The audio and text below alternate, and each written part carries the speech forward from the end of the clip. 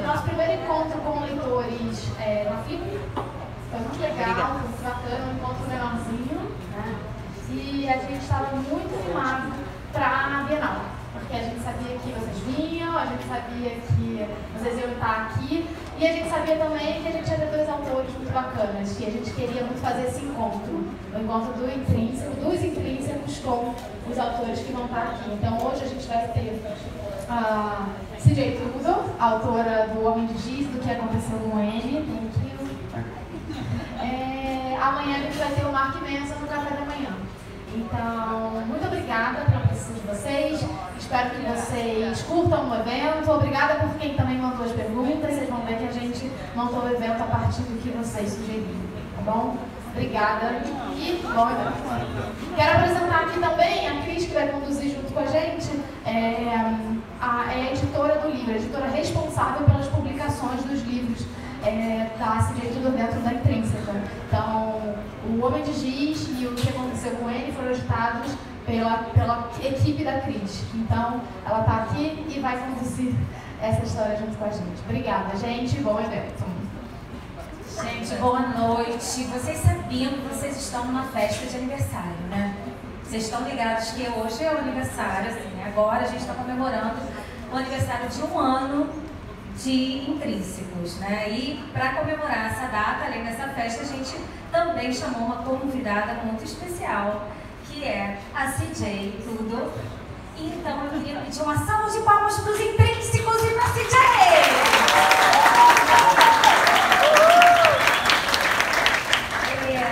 Vocês sabem, acredito aqui que todos tenham lido o que aconteceu com ele, né? Que foi a caixa número 6 do clube. Todo mundo leu ou teve alguém que não leu? Quem leu, levanta a mão. Todo mundo conhece essa história.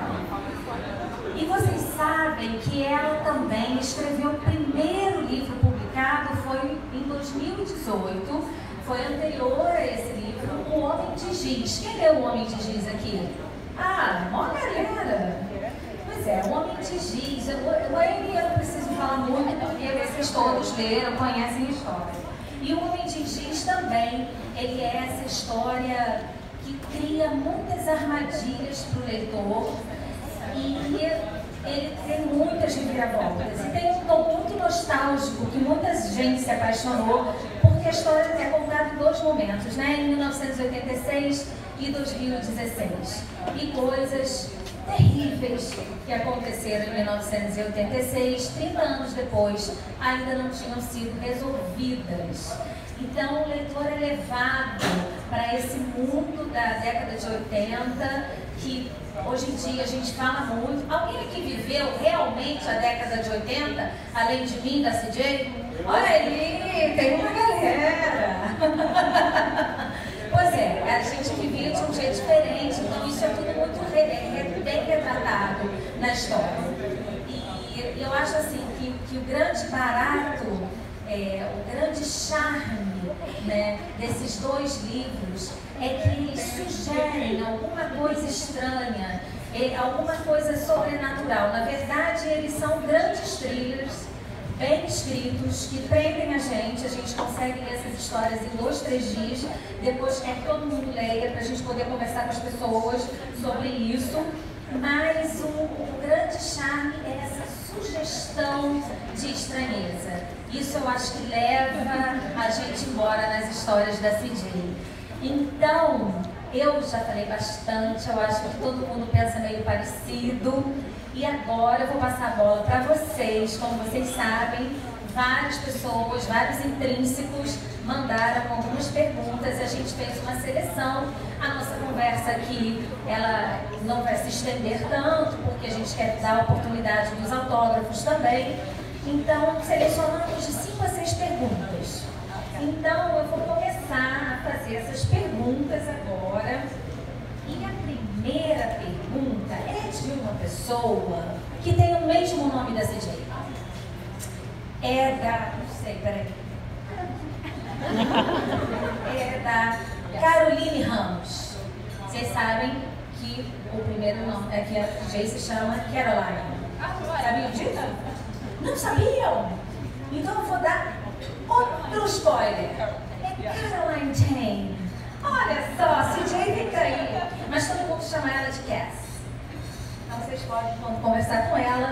mala de Cass. Seguinte, Caroline Ramos pergunta: posso ir? Eu gostaria de saber como você começou a sua carreira e o que te inspirou e quais as dificuldades você encontrou na sua jornada. A Caroline Ramos está aí? Cadê ela? Ah, Caroline Ramos!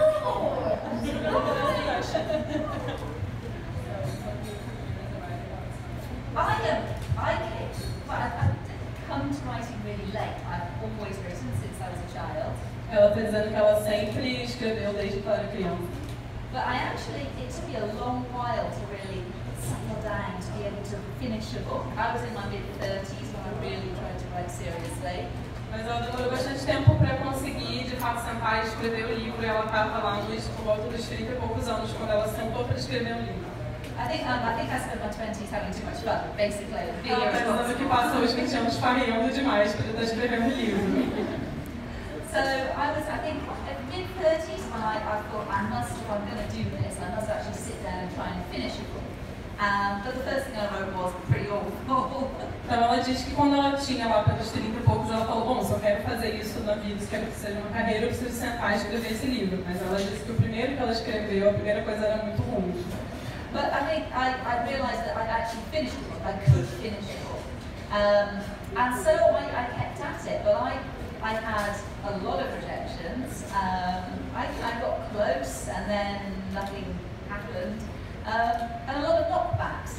And so it's taken me over 10 years to actually finally get published. Então ela disse que apesar da primeira coisa que ela escreveu ter sido ruim, na opinião dela, tenho certeza que não foi, mas ela disse que isso deu a ela a certeza de que ela conseguia terminar um livro, né? Isso foi importante. E ela diz que ela teve muitas rejeições e muitos contratempos. So yeah, it's taken me over 10 years to get published. Ela disse que demorou uns 10 anos para conseguir, de fato, publicar um livro. Whenever people ask me how long it took me to write The Chalk Man, I always say, well, The Chalk Man took me about 8 months to write, but it took me about 10 years preparing for it. Então ela fala que quando perguntam quanto tempo ela demorou escrevendo O Homem de Giz, ela diz que demorou uns 8 meses escrevendo só, mas uns 10 anos no processo de conseguir fazer o livro ser publicado. But I had lots and lots of other jobs while I was always trying to write, and when I wrote Chalk Man, I was actually working as a dog walker. So ela disse que enquanto ela estava tentando ser publicada, ela teve uma variedade incrível de trabalhos. Enquanto ela estava tentando fazer o Homem de Giz ser publicado, ela era passeadora de cachorro. So I would always say to people, never ever give up if you're writing and you want to get published, because you will have rejections and you will sometimes think, I'm never going to make it, but you have to just keep persevering. Então ela fala que quando as pessoas perguntam sobre o conselho que ela dá para quem realmente quer escrever, não desistir, né? Que precisa de persistência, precisa continuar tentando até a coisa finalmente acontecer. E ela geralmente fala para as pessoas não desistirem. Vamos lá para a segunda pergunta.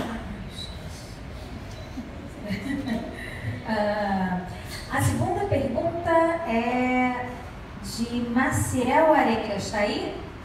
Maciel Areias?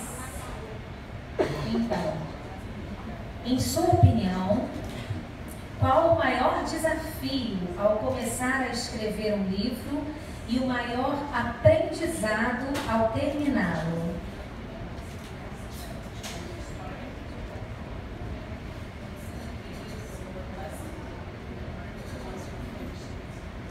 I think the biggest challenge, and it sounds really obvious, when you're starting to write a book, is to finish it. Because it's very easy to get stuck and give up. Sobre o maior desafio ao começar, ela fala que, na verdade, é terminar o livro, porque é muito fácil ficar preso em ter um bloqueio no processo. It took me a long while to actually finish a book, because I would get halfway and it would get difficult. And I would think, oh, I've got a better idea, I'll write that instead. So I think the first thing is getting to the end of the book even if some of it you feel isn't very good, you can go back and fix that, but you've got something to work for. Então ela está dizendo que o grande desafio realmente é chegar no final do livro, que para ela começava a escrever e chegava na metade e alguma coisa acontecia e ela ficava, isso aqui é mais interessante, essa ideia é mais legal, vou fazer isso aqui, ela meio que se desviava. Então o maior desafio realmente é chegar no final do livro, mesmo que depois os autores tenham que voltar e refazer muita coisa, mesmo que não esteja ainda ideal, mas chegar até o final é o maior desafio. I think the other biggest lessons I've learned are, one is again fairly, perhaps obvious, you have to write what you love. You can't try and write what you think is popular or successful at the time, because by the time you finish your book, it probably won't be popular or successful or what people want to read.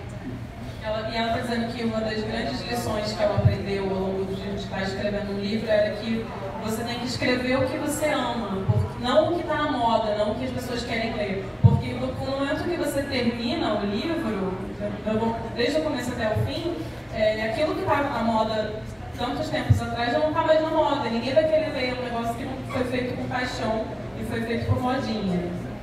I was told lots and lots of times that the sort of thing that I was writing, that I wanted to write, wasn't publishable. It wasn't what people wanted. So I think, and then things change. So I think a lot of sometimes getting published or being successful is about timing as well as anything. There are lots of great books that aren't published, not because they're bad, just because it's perhaps not the right time. And sometimes you've got to hang in there, and then your time will come. Ela está dizendo que enquanto ela estava escrevendo, muitas vezes ela recebia feedbacks da indústria dizendo que o que ela estava escrevendo não era publicável e que ninguém ia querer ler aquilo. E ela disse que o importante é insistir, porque as coisas mudam e os tempos mudam. Então, o que agora não é interessante, daqui a um tempo pode ser. Então, ela está dizendo que, basicamente, é uma questão do tempo certo. As coisas têm o tempo certo para acontecer. Pergunta do Cláudio Cabral Barros, está aí? Cláudio? Cláudio pergunta: o quanto as histórias de Stephen King a inspiraram para escrever seus livros?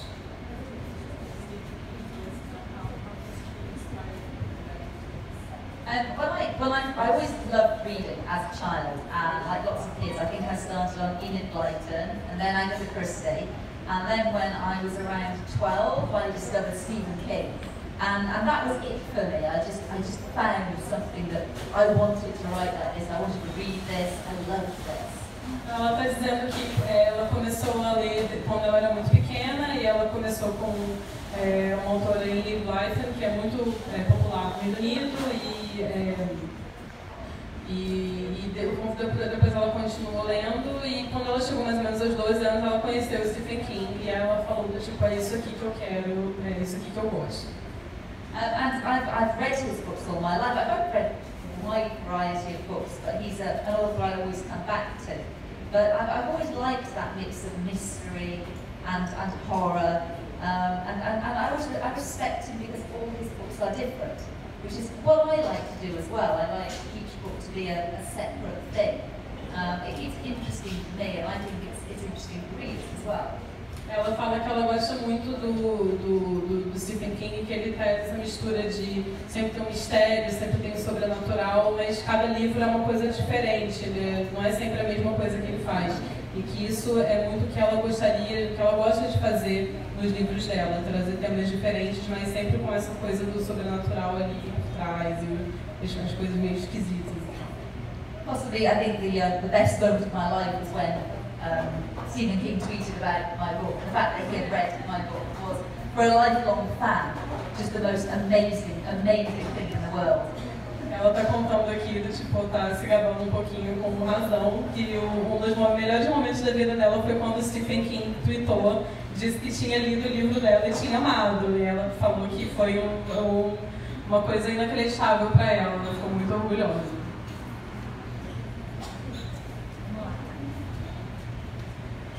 Essa pergunta aqui é de uma pessoa que também é autora da Intrínseca.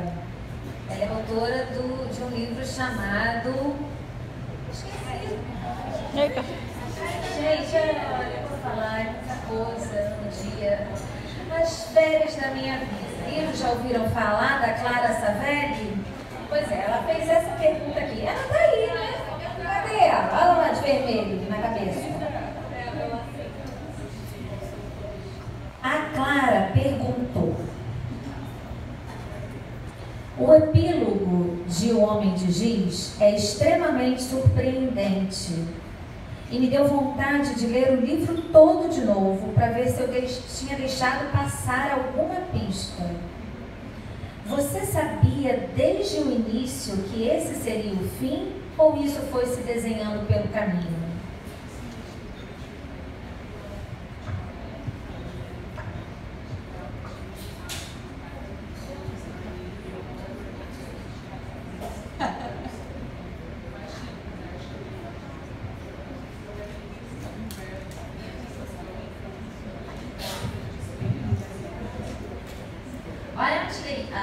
I would say there are two sort of types of writers mostly.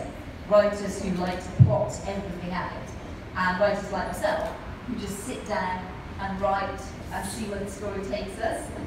Ela está dizendo que tem dois tipos de autor na opinião dela, aquele que senta e planeja tudo certinho, direitinho, cada passo, ou autores como ela, que só sentam e deixam a coisa acontecer e a história ir se desenvolvendo, descobrindo as coisas no caminho.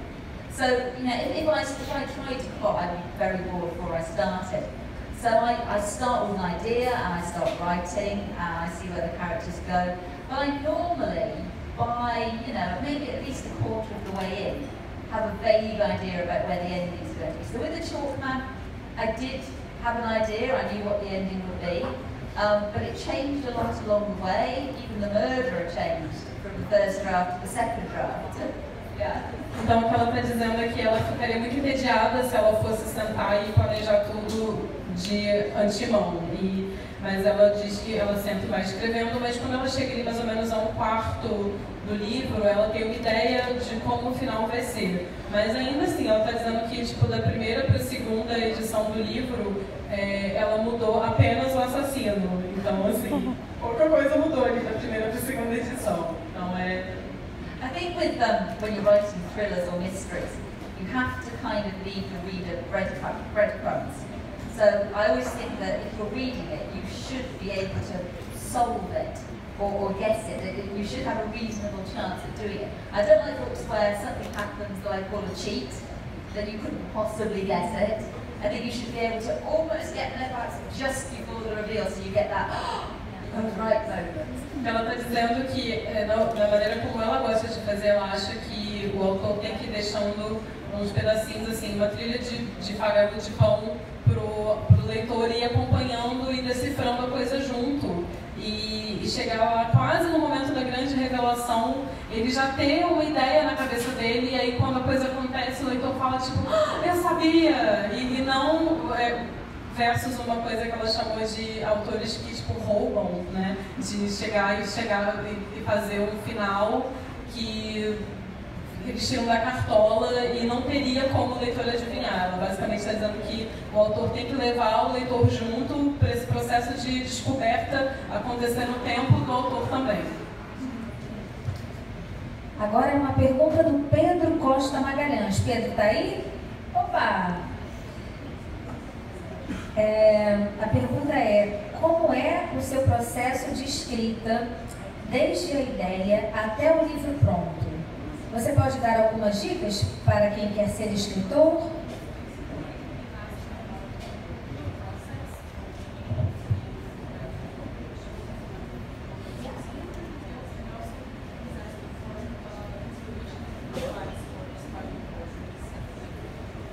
Well, as I said, I don't plot. I tend to sit down and write and see where the story goes. I find the characters tend to drive the story. And I think for me, that keeps it fresh and interesting. If I'm not quite sure which direction it's going to go in, then hopefully it will surprise the reader as well. But obviously that doesn't work for everybody. And I find if you write that way, you spend a lot more time editing. O que ela está dizendo é que para ela o processo funciona, como ela já disse, né, de sentar e escrever sem muito planejamento prévio, além da ideia inicial. E ela fala que para ela sente que os personagens, eles meio que levam a história enquanto ela vai acontecendo, mas que é o tipo de coisa que varia muito de pessoa para pessoa, né? My first draft is what I call, well, I don't know if there's a literal translation. I call my first draft a vomit draft. I basically get all the words out on the page. I get the rough structure down, just to get through to the end. And then the real work is going back and editing and finessing and putting all those bits in place. So I have stuff to work with. Some of it is rubbish and gets binned, but I'd rather have that stuff to work with and then refine it, which is how I like to write. Ela fala que esse método de trabalhar é um método que requer muito mais trabalho de edição, né, do que você ter tudo planejadinho antes, né? Boa parte do tempo ela passa editando o livro mais do que ela passa escrevendo. E ela disse que o primeiro rascunho ela chama de como se ela estivesse vomitando o livro fora no papel, que ela só escreve tudo, e depois ela passa muito tempo refinando, tirando coisa, trocando, e é o tipo de processo que funciona bem para ela. Mas primeiro, esse sprint inicial, ela só sempre vomita tudo no papel. I think giving writing advice is difficult because everybody writes in a different way. Personally, things that I have learned are that you will always come to a point in the book where you think it's the worst thing you've ever written, it's awful, you can't possibly finish it, you can't make it come together, and then you'll somehow just get over that hump and it will all start to slot into place. You just have to get over that hump sometimes. Então ela fala que é difícil dar conselho para quem está escrevendo porque cada pessoa tem o seu processo, mas o que ela comenta é uma coisa muito comum, senta-se e começa a escrever e aí de repente o escritor chega num bloqueio, num ponto em que ele não consegue passar. E ela fala que uma parte importante do processo de escrever um livro é conseguir passar por esse bloqueio, essa dificuldade para poder seguir o caminho do livro. And also, I think we all have a tendency, if you're a writer, quite often to like the sound of your own voice and overwrite. So a really good piece, which I think is from a playwright, is to enter every scene late and leave it early. So try and think what's the important thing about this scene or chapter and get to that bit, the interesting bit. If the interesting bit happens halfway into the chapter, that's really where you want to start it. O que ela está dizendo é que geralmente as pessoas gostam muito de ouvir o som da própria voz e acabam escrevendo mais do que deveriam. Então o que ela está falando é que se a coisa interessante do capítulo só está acontecendo lá pelo meio do capítulo, é porque tem que dar uma equilibrada e tem que dar uma editada no que vem antes. Então ela compara com chegar tarde numa festa e sair um pouco mais cedo, assim, sempre deixar as pessoas querendo um pouquinho mais, né, daquilo. And finally, I think the most important thing if you're a writer are the 3 Ps, which is patience, perseverance, and pints of coffee, or wine. Tá, que ela fala que autores precisam ter 3 P's, paciência, perseverança e uma puta quantidade de café. Desculpa o palavrão, mas foi a única coisa em P que eu consegui pensar para manter a estrutura.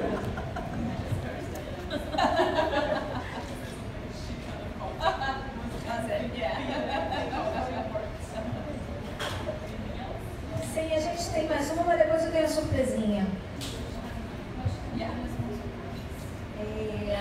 Essa é da Daniela Silva. Daniela, tá aí? Estou feliz. As pessoas estão. Como se sente ao saber que seus livros tiveram uma repercussão tão positiva no Brasil?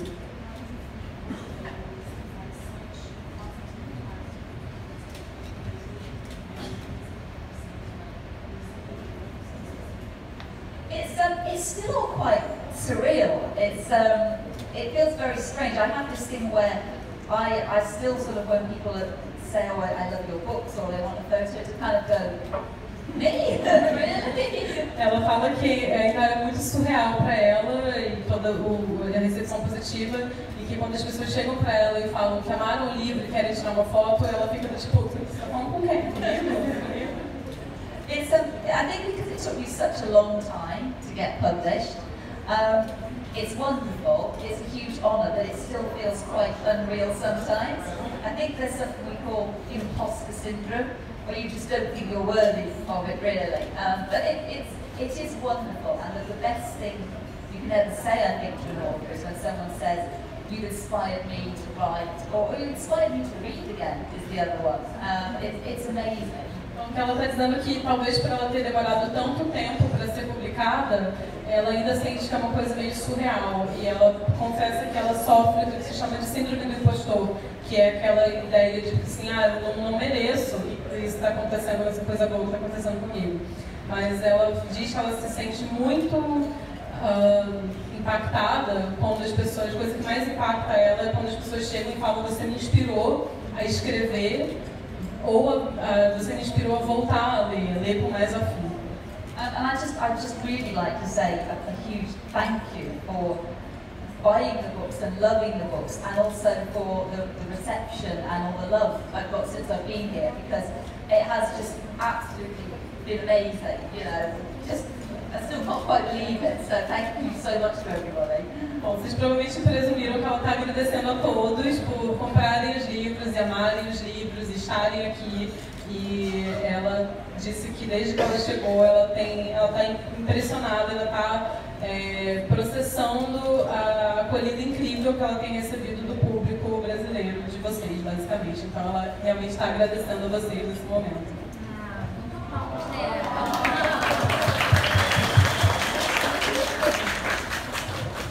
Olha só, se eu perguntasse assim, alguém gostaria de fazer alguma pergunta? Teria alguém interessado em fazer alguma pergunta? Então, essa é a surpresinha. A gente não vai fazer só pergunta que a gente selecionou. A gente vai abrir as perguntas aqui.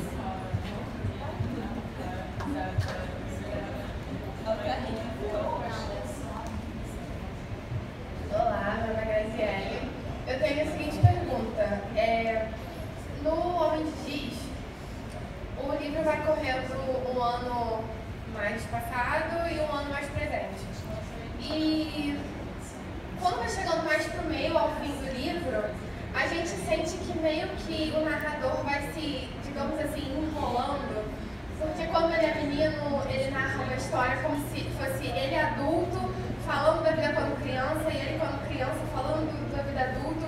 Isso é para mostrar que a coisa está ficando meio fora de controle. Ele está ficando meio nervoso com toda aquela situação que ele está passando, tanto atual quanto como ele já viveu.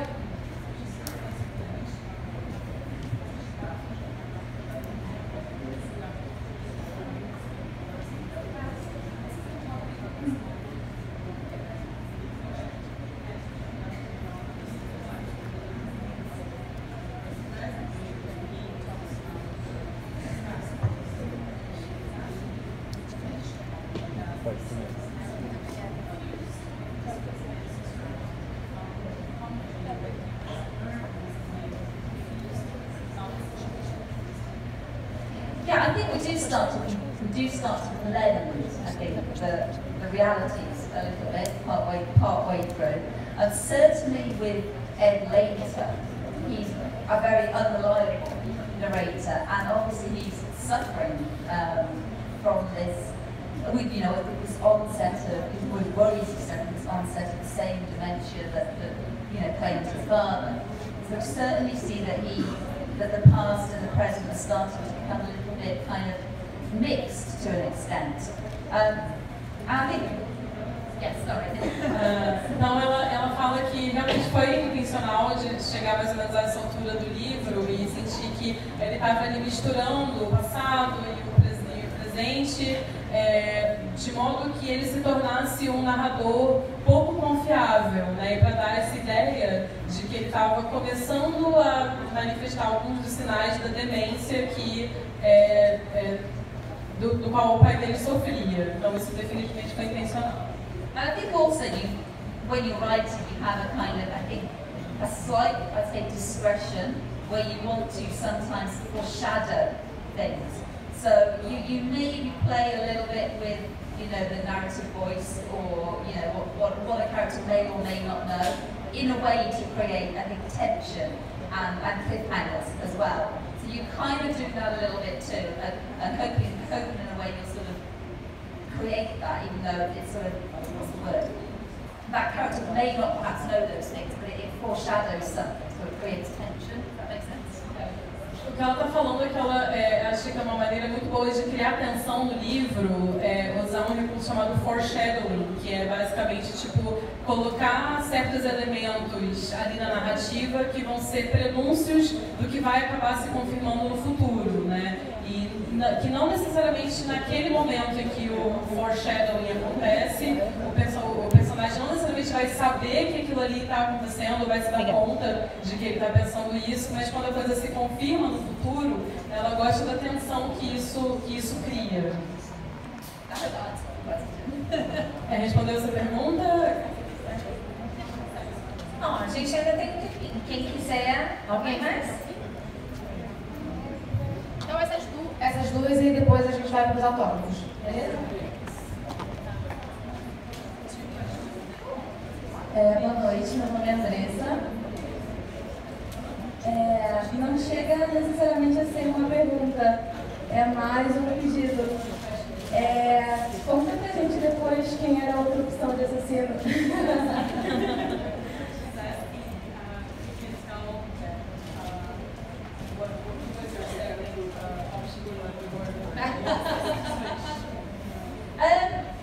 I originally had one of Eddie's friends.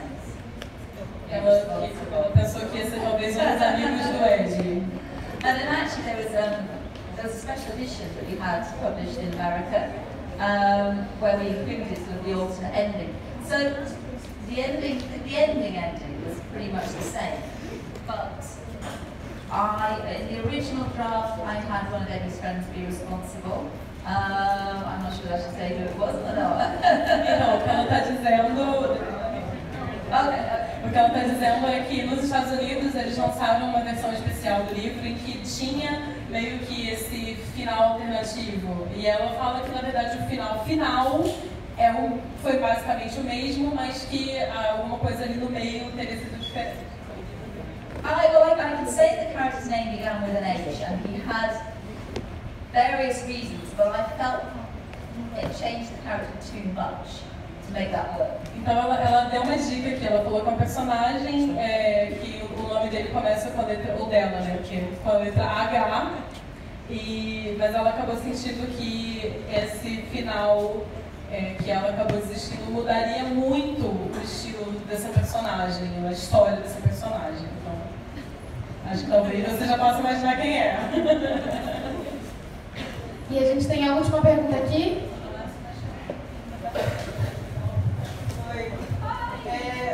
No Homem de Giz, o personagem principal, ele coleciona álbuns estranhos. Eu queria saber se a CJ também coleciona álbuns.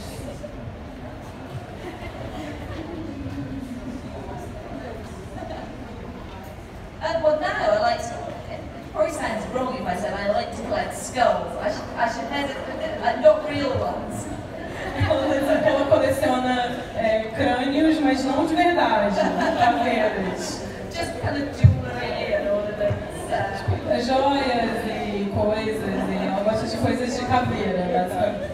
But when I was a kid, I did used to collect weird stuff. I think all children do.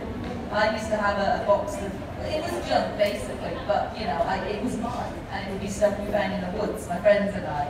So yeah, so I did used to kind of collect stuff a bit like Eddie, perhaps not quite as far as Eddie. No, I guess it's only to find stuff in the woods, and yeah.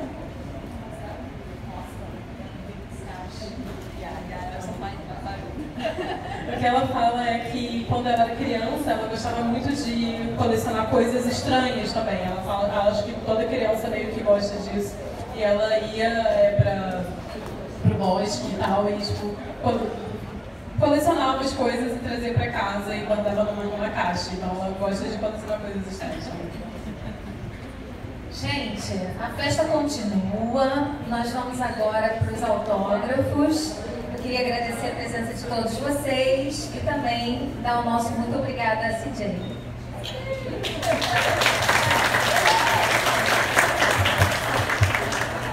A gente vai